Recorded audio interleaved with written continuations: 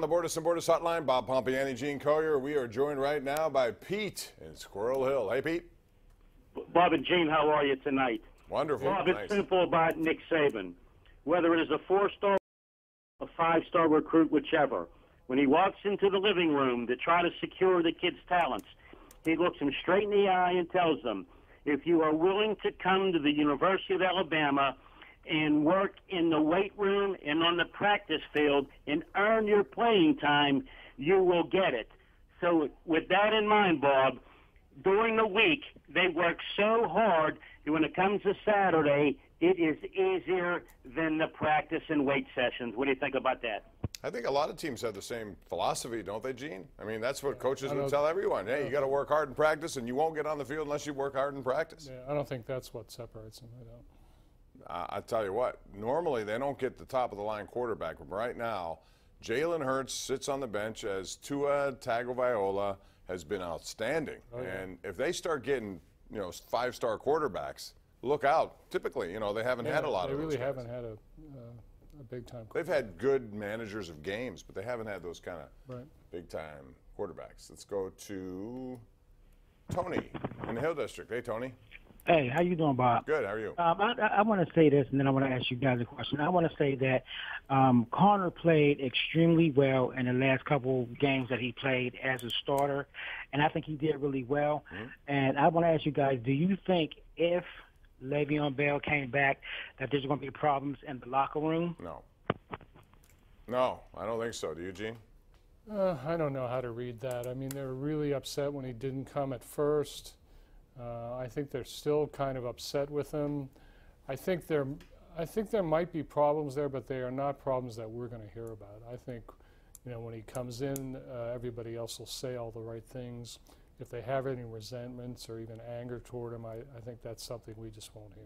I do think they have enough veterans in that locker room. It's not going to be a problem. That's why I say that. And I think it's a business thing. He miscalculated what he did in terms of the reaction that his team was going to get him once he decided that he's going to change his mind. They were all good. If he had just, like, Gene, if I say this, if he was clear at the beginning of this whole process that this year would be unlike last and that he would not show up in week 1, instead he'd wait till week 10, he told them in advance, there'd be no problem. Yeah, I agree. But he didn't do that.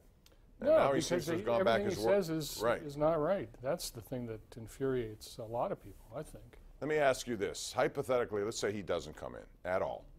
And by rights and by contract, the Steelers still own his rights for 1 more year. Do you think he's betting at that point that they just said, I'm not going to deal with this anymore, we'll get rid of him, and give him his freedom that he so desires? Well, maybe that's his calculation, but every single one of his calculations has been wrong to this point. The Steelers could put the transition tag on him, which I don't know, a lot of people don't understand this, but the transition tag is different from the franchise tag in that it is 120% of your salary, but it's not of your contractual salary. It's of the salary that you earned.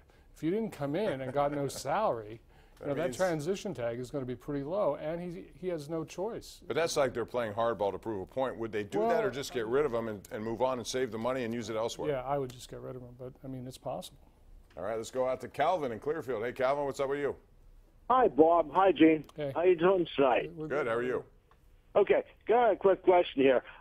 What is it with selection committee for these bowl games? It seems like these teams get in sometimes for the national championship with a 1 loss in their schedule. Now, how does this work about them getting in like that for a national championship? I'll hang up and see what you have to say. You need 4 teams, and not everyone's going to be undefeated.